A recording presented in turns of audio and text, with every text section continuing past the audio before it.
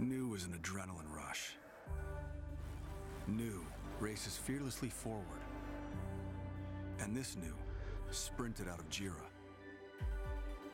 New is paved with endurance and navigated with quiet confidence.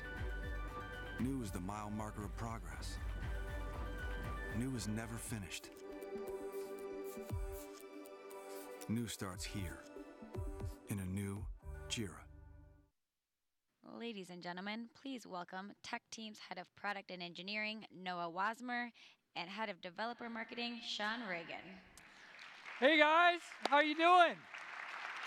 Wow, that was an amazing video, but I think we just got crushed by virtual bicyclists. Yeah, I get crushed by you on the bike in real life, and now when you're in Sydney and I'm in San Francisco, you can crush me again as a hologram. It's not fair. Someday I'll catch up, but I promise you, as soon as I can start racing my friends in other cities as holograms, I will be the first in line to buy that technology and hook it up to my Strava or my fitness tracker. That's pretty cool. It is cool. Hey, I'm Sean. And I'm Noah, and we're part of the cloud software development product team at Atlassian, and it's an amazing job. Some of the coolest things you probably use every day, almost anything digital, was probably planned or built using Atlassian tools like Jira or Bitbucket. I have to show you one of my favorites, this mechanical hand. This was created by haptics, and one of the amazing things about it is you can sense shape and texture and all these amazing things about virtual objects. So when you're in virtual reality, you can actually feel size and weight and impact in that motion. This amazing piece of software and hardware was designed and collaborated by the haptics team in Jira, where they planned and executed their deliverable perfectly. And one of my favorites is right here. This autonomous sub from Hydroid explores some of the most dangerous parts of the ocean, where humans don't want to go. And I love it because I grew up right near the ocean in Woods Hole on Cape Cod, Massachusetts, near where they built the submarine Alvin that found the Titanic. And so as a kid, I loved watching these submarines, and it just blew my mind when I learned our AUG leader, or our Atlassian community leader for Cape Cod, is a big Jira fan. So Jim Sullivan's sitting here somewhere in the audience, I think. Jim, awesome to meet you last night. Really excited about the stuff you're building, and it really is projects and products like that that inspire our teams to come to work every day, because building a submarine like that is hard. Building that virtual reality game is amazing. And doing hard things like that, that's what Jira does. It takes your radical ideas and your complex projects and makes them small, achievable tasks. And that's really where the power of Jira comes from. And it is a massive movement. At this point, over 100,000 customers are using our cloud products, Jira Cloud, to plan and build their own designs. And right now, as of last night, actually, when I had to submit my slides, we were at 9,968,831 signups for Bitbucket Cloud. That doesn't even count Bitbucket Server. And then I updated it, and we went up a few more, and I updated it again. We are 21,000 signups for Bitbucket Cloud away from 10 million. So if you see me go crazy during Bash on Thursday night, or maybe Friday morning in the airport, you'll know we've hit 10 million signups for Bitbucket Cloud.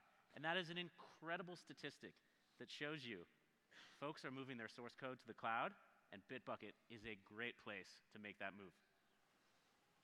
Now, on top of that, you heard a little bit this morning as well about how many of our customers are starting in cloud today. It's at 90%. And that's why in the next 35 minutes, we're going to use this time to tell you about everything new that's coming for cloud, our cloud-based software development tools. I'm going to cover this in about 3 sections today. And the first one I want to take us through, simply put, from dev to DevOps. Now, some of us have probably seen this picture before, but it makes me laugh every time I see it. It worked on my machine. Ops problem now. It's old. This old thing is 10 years old. In fact, the term DevOps is turning 10 years old right about now. And it brings us back to a time when your developers were basically handed a list of requirements. Go build this. Tell us when you're done. And then they'd throw it off to ops and say, you run it, not my problem. It's totally changed today. DevOps has gone from a philosophical discussion over beers in Belgium to a practical reality being implemented by teams and tools all over the industry. And the silos that created the folks writing the code from the folks running the code are disappearing incredibly fast. Dev, ops, and IT departments are working closer together than ever. And so we decided to do a little research. Atlassian loves data. We ran a survey to find out when there's an incident, what's going on? What we found is the lines have blurred so much that when we asked people who should resolve an incident and who should take the lead, 49% said, obviously, IT ops should take the lead. But 100% of people said it definitely should not be sales. That was a guarantee. We got that from everyone. But maybe, jokes aside, like, what's the other half of this equation? 51% of our respondents said that app dev should take the lead. Now, when I first saw this, I thought, is this a good thing? Maybe? I envisioned this graphic. No, you. No, you. Who takes the lead when it's split down the middle like this? And I thought, is it good or bad? And as I thought about the culture of DevOps and what DevOps means, I realized that maybe this is a signal that this notion of shared responsibility and of teams working better together as a system in an organization is actually starting to become real. Sometimes the best person to resolve an incident is a developer. And sometimes it is an ops engineer. And being able to find that right person at the right time is key to collaboration. In the past, software teams really were a larger team, and they were shipping less frequently. And this is where it made sense to have a dedicated release engineering team. But now, teams are becoming smaller, and what we're hearing from you is that you're shipping weekly or even many, many times a day. So that responsibility is shifting directly to the dev team. And this is a pretty major change. This is a big change in how do we get the ops teams comfortable that before we had these specialized, dedicated release engineers, but now ops is picking this up. So what do we do? And this is what we're seeing too many times in incident reviews, is that a config change is to blame for that latest incident. And anytime you see this, we might be looking at an opportunity to improve a CI/CD pipeline, or simply, maybe this is a situation where configuration as code could have helped. That's part of this big transition, right? As we go from dev to DevOps, all those written documentations on how to set up systems and devices and how to configure them correctly could now be moving to configuration as code. When you think about it, now that you see that the systems and devices that are running your software are they themselves software, right? This is what's really powerful, because configuration as code, what's really awesome about it is it can be versioned, it can be reviewed, it can be commented on, approved, traced, and you know what, Sean, it could even be rolled back. Yeah, I know. Every Friday when I'm at the airport after Summit, I wish I could roll back Bash, because A, it was fun, and B, I'd be feeling a lot better, so I get your joke. Yeah, well, we can't roll back Bash, and hopefully you'll all join us. But what we wanted to do is show you how Bitbucket and Bitbucket Cloud is now designed to really help with both source code as well as configuration as code. And here it is. We've done a tremendous job improving our code review, specifically even for configuration. And what you'll notice is that first step is it's all in one page, right? It's beautifully oriented so that you can see everything you need without tabs, without having to have hidden links that you have to go to. Everything is in one place. And we know that when you're doing a configuration, that oftentimes it's made up of multiple files. That's why we've oriented now to have a file tree right inside of the navigation so you can find quickly exactly what you're after. And last but not least, this conversation view. We think this is really powerful to make sure that your teams are aligning on what is needed to make sure that we make that configuration change correctly. Keep in mind that this can be versioned and have a whole set of history associated to it, so you know exactly what's happened. This is really important, especially as we look at the speed by which cloud software development is moving and the pipelines are moving, because in fact, you can deploy all kinds of infrastructure with just a few simple lines of code. And that's why we want to make sure the teams are aligned. So when we think about these pipelines and automating all of this infrastructure, this is such a powerful play. It allows you to automate the necessary steps to go from code to production. But obviously, deployment pipelines are oftentimes they're hard to set up, they're difficult to maintain, and oftentimes they can be fraught with complexity. And that's where I hope you've seen that we introduced a new solution called Bitbucket Pipes. We recently introduced this as an easy way to begin those automation pipelines. And we've saw all kinds of traction in this in the market and all kinds of excitement. And there's some good reasons why people are so excited about this, that now you can manage your hardware and updating dozens of integrations yourself just through these Bitbucket pipes. In fact, we introduced these with 30 partners and some of the biggest names in the industry: AWS, Google, Microsoft, Slack, all kinds that you can just imagine the power that we've seen. I see front row right here, too, one of our partners, SonarSource. Thank you. Thanks for sitting Thank you there. for our partners that are building these pipes. This is a huge opportunity. So let me show you what this looks like directly in our Bitbucket Pipelines UI. So here you see it. It's incredibly simple. Your config file on the left, and on the right-hand side, what you'll find are all the new pipes that we've been working on. This is just a simple screen for you to scroll through the different pipes, and in fact, you can click on them, and you can discover more information about those individual pipes. So here what I'm going to do is take a JFrog solution, and this allows you to scan your builds in order to say, are these artifacts secure? And it uploads that build artifact directly into Artifactory, which is JFrog's artifact repository. We can then add that pipeline directly into the config file, and now it will scan across that Docker image once it's built. It's as easy as copy and pasting in that config right into that pipe into your config. You just simply set a few variables, and you're off into the races. This is probably the easiest and fastest way that we've ever seen to configure a CI/CD pipeline.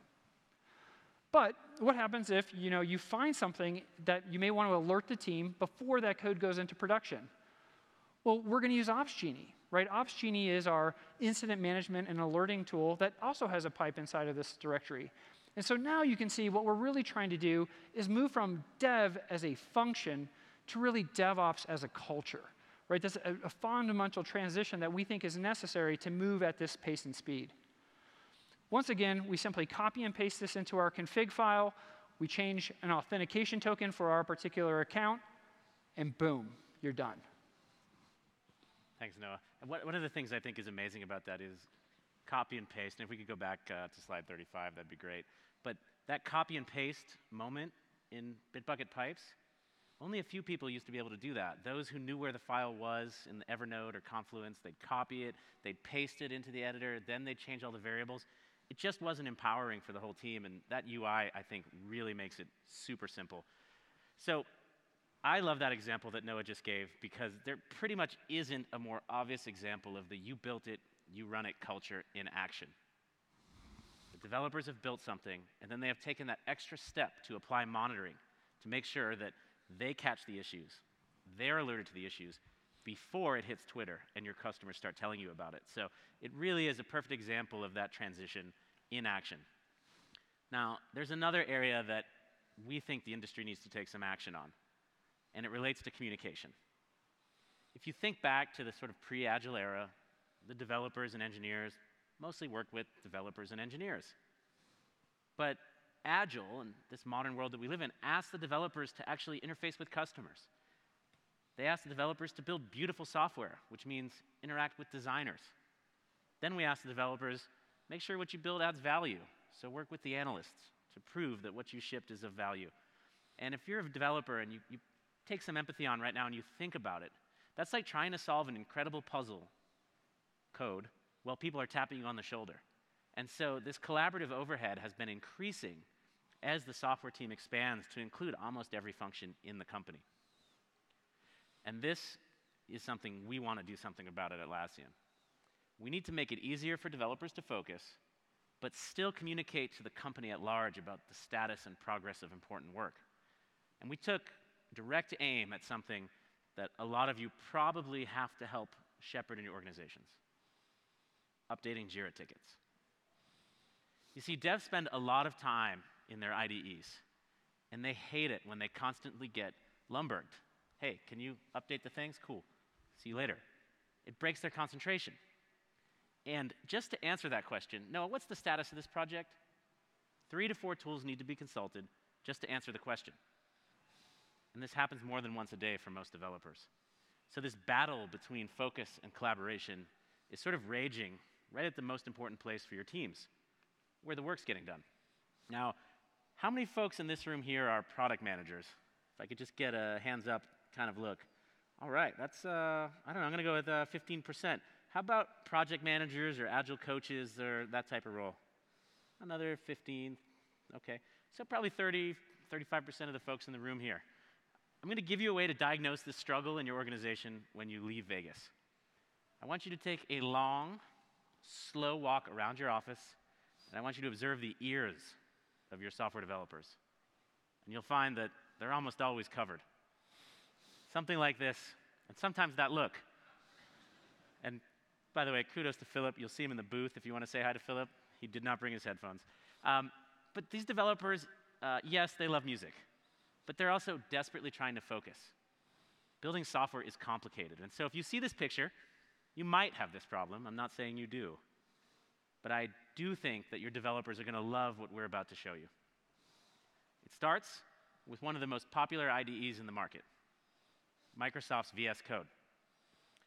We took a mighty swing at solving this collaboration problem by integrating Microsoft VS Code, Jira software, and Bitbucket. Here's what we did. When you go into VS Code as a developer now, you'll see an Atlassian icon on the left-hand side. And when you click on that icon, you'll be able to see all of the Jira issues that you've taken ownership of, as well as the open issues in your project, right from the VS Code UI. Instead of alt-tabbing all day, or trying to figure out which of those 100 tabs in your browser contains your Jira instance, it's right there. Now here we see a developer looking at an issue right from VS Code. Blair comments that she's going to pick up this piece of work, and she assigns it to herself. The next step here is that she's actually changed it to in progress, reflecting that this work has been started and giving the product manager a nice peace of mind who's wondering when they're going to get this feature out. Now the next step here, after you've moved this to in progress, is typically to create a branch. So again, instead of tabbing out to your third monitor or finding that tab to open a pull request, you can do it right in Bitbucket Cloud and create that branch in VS Code. And they've done this in almost no time. It's a natural movement. The developer is immediately back working on the code. And when the work is done, and the code is ready, our developer goes back to the Atlassian panel and she creates a pull request so that her code can be reviewed by a dev manager or a peer on the dev team. What you just saw is simple, but it's incredibly powerful when you think about the number of times a day someone has to do this work. But not only that, for those of you that raised your hand, your developers are going to be happier, but you get a benefit as well. Your projects will be updated more frequently, more often, and more accurately than ever before, because we've taken that friction out of the game. Now, let's take a look at how this shows up for the rest of the team. We're going to go back and visit our Jira Next Gen board here. And you can see on this board all the information that your team typically looks at to figure out what's going on with work in progress. But let's take a closer look. Here, you can now see an icon that shows you that a branch has been created for the issue we just saw in VS Code. This is an important indicator for your product managers that work has started. Now here's what else happens. As that work moves through into a pull request being opened, and eventually a pull request being approved, the code change has been reviewed, and now it is ready to be merged into the master branch. Not only is this a nifty little demo to build out on stage here, but we've actually tested and measured teams that use this type of integration against teams that do not. The teams that use this integration close more issues faster and release 14% more often than teams that don't. We've seen such strong indicators of this being an impactful change for teams that we've actually patented this feature. And we didn't stop at source code because there's so much more going on. We took it a step further. We wanted to give you deep visibility across your complete software delivery pipeline in Jira. And that's why we're excited to announce a bunch of new integrations for Jira with your favorite build and deployment tools. You may recognize some of these names. In addition to Bitbucket pipelines, you'll see integrations with AWS Code Build, Circle CI, Microsoft Azure DevOps, JFrog's Artifactory, Octopus Deploy, and the big player Jenkins, coming in the next 30 days or so. These integrations will give you continuous visibility from backlog through to release right in Jira. Now let's take another look at how your team sees this. Back here on the Jira issue view, you can see that issue we just worked on in VS Code. You can see that the code change has been approved and that it has successfully passed all of the build steps. This is very powerful because historically, this information was actually locked away inside of a number of different tools, and only a couple of people on your team could actually piece together that information to get the answer. Now they can self-serve. I think about it a little bit like a band on stage when the lead singer gives a nod to the drummer as if to say, go for the drum solo, we're ready. Or when a lead singer is taking a song to the finish, you know, they make a fist sometimes and you just think that's them, but they're actually signaling to the band to take the song down. Same thing's happening for your development teams here. A quick look at the board and you know what's happening. It's an effortless signal that helps make work flow. And of course, there's always an encore when you see a band. It's usually where the band delivers one of the favorite hits for the audience. And JQL is one of the things our Summit audience tends to love. I think you'll be very excited about what comes next. All the information we just showed you from those vendors that we integrate with is now available inside of JQL. This means that you can write incredible queries that cross the boundary of Jira into our partner tools. JQL of old was limited to information inside of Jira, but we've opened it up and made partner tools available as well. Now, I'll stop talking and just throw 3 quick examples out there for you. First one here, the big square box. You'll see a JQL query that returns all issues with failed builds that should be investigated. Now, I hope you never run the second query here. This one will show you all the issues that are deployed to production that still have an open pull request. That's probably not a good sign if you're running that one. But the third one here, if there's anyone in the room that misses the big, huge once-a-year launch parties, run this query. This will show you all of the issues that have recently been deployed to production. So if you need an excuse for a launch party, run that query. Now, these are just a few use cases, but if you start to think about the tools that connect to Jira and the power of JQL, you can do some amazing things and create some amazing dashboards. Now, speaking about new in Jira, Noah's got some stuff for us. And Sean, that's not it. Obviously, we've been making massive investments in the Atlassian cloud, so I'm excited to talk about what's new in Jira. First and foremost, we know that we have to get the key capabilities right.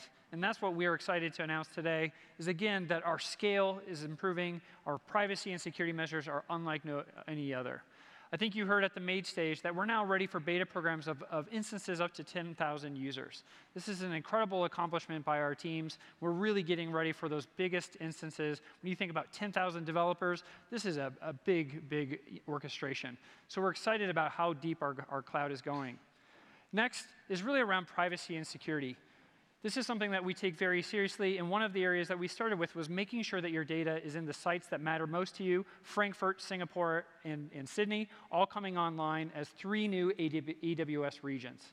Incredibly powerful.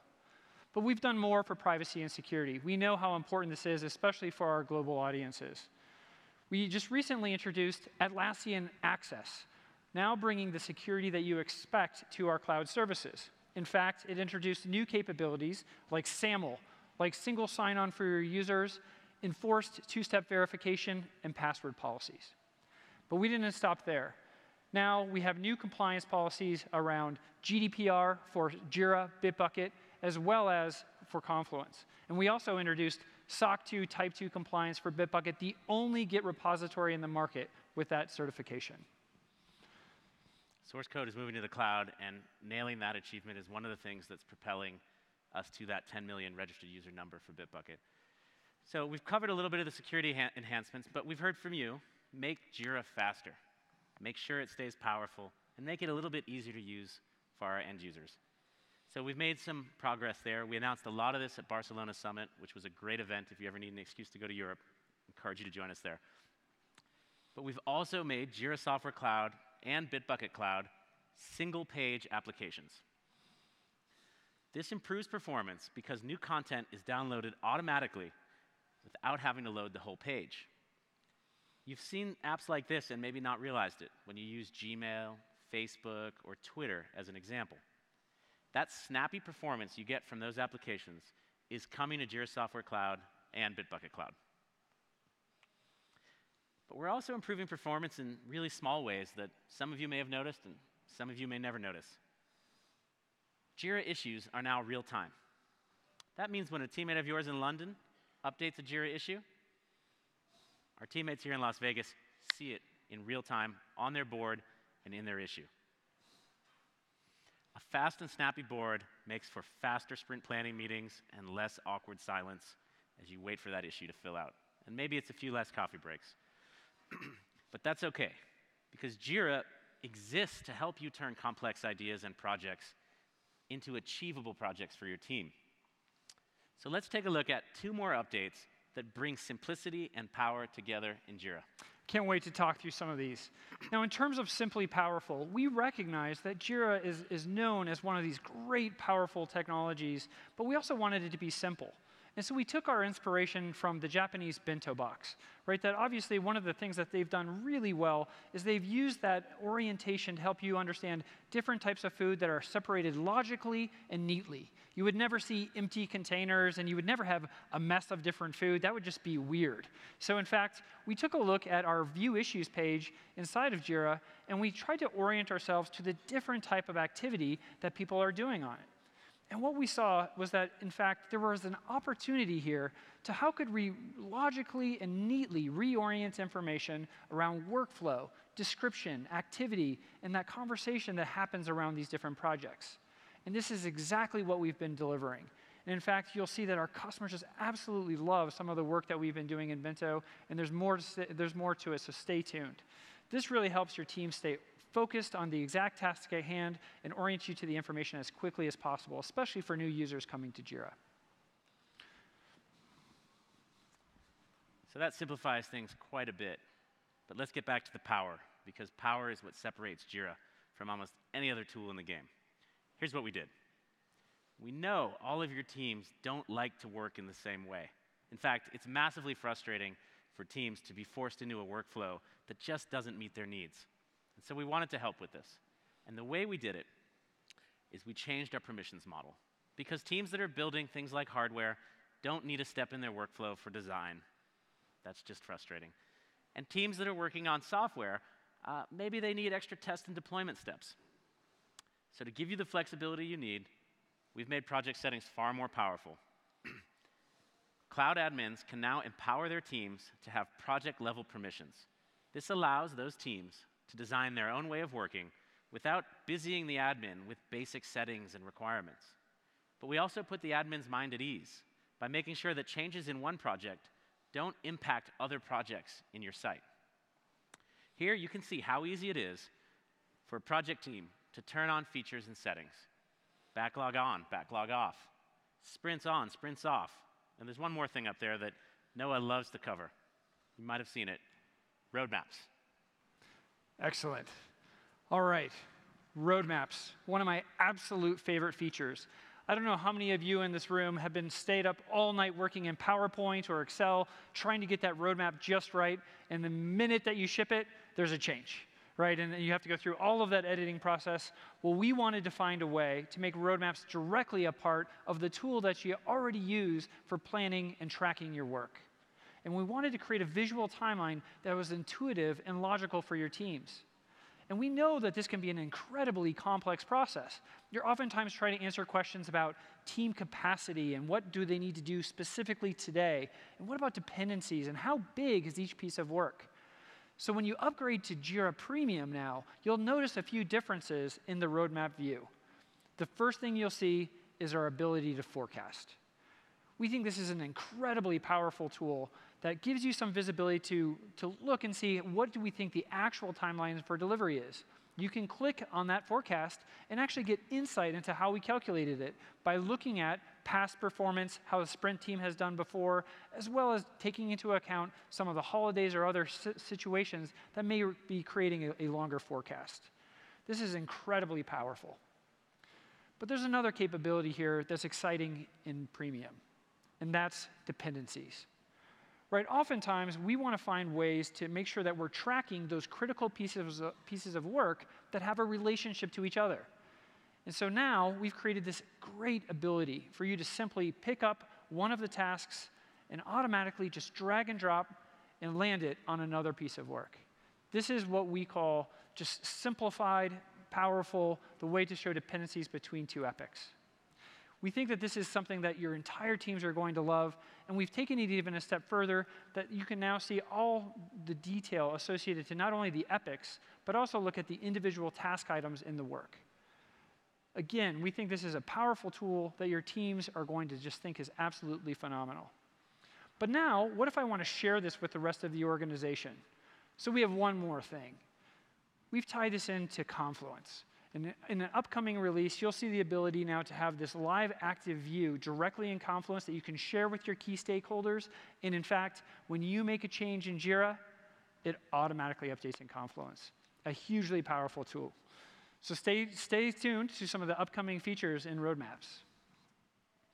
But in Premium, not only do you get some of this work around dependencies and forecasting, but you also get the Premium capabilities from an administrative perspective that you've been looking for.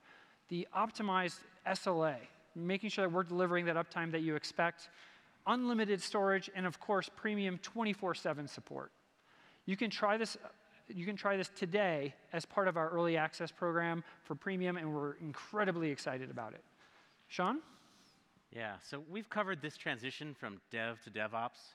We just talked to you about what's new in Jira, privacy and security and scale. But we're going to bring it home with the last section here that I really love. We call it Jira Everywhere. And I think the reason that we call it Jira Everywhere is because work is everywhere. We've all lived through this experience of getting an email that asks us to do work, or a Slack message that suggests that there's work we need to do, or a spreadsheet that has a list of work that we need to do. Well, Roadmaps helps you connect the work you're doing to the big picture. But how do we help get Jira to all the places that that work shows up, and then help your team make sure it gets done? Because every team works differently. It's not a surprise that great teams don't all build software the same way or with the same tools. Every company runs a different stack and practices. And even teams within a company run different stacks and practices. So the idea that there's just one way to get work done, it doesn't exist. The idea of a single suite that does everything is a very 1990s concept. Teams are building the right tool chains to get their work done in the right way, and we want to make it easier. We want to let your team choose the right tools for the job, because getting work done is hard. You have more teams, more collaborators, more releases, and it's all happening more often. It makes it almost impossible to keep track of the status of work, of what's getting done, of what the priorities are, and who's making progress. Think about it. Your developers probably spend their days in Bitbucket, GitHub, or VS Code. Your designers, and I see a few of them sitting right over there for us, they spend their days in InVision and Adobe, Sketch and Figma. And that's what helps us make beautiful product experiences. Now, it's no surprise your PMs, they spend their days in Jira. We know this. Your marketers might be spending their days in Optimizely, designing feature flags and A/B tests to see which feature performs the best, and so on, and so on, and so on. But how do we actually work together to collectively achieve an outcome if everyone's working separately? Building software isn't exactly like a jazz ensemble where everyone gets to solo at the same time, and it sort of sounds okay. We actually have to work together. As a jazz fan, love it. But you know, it also can't be overly structured. Developers hate it when they're forced to work in a way that doesn't help them solve the problem. So we want to help you give your teams the ability to adapt to the project and the mission at hand. We want our Jira administrators to feel like they can empower their teams to use the best tools, to design the best workflows, to get the best outcomes. And here's how it's going to work.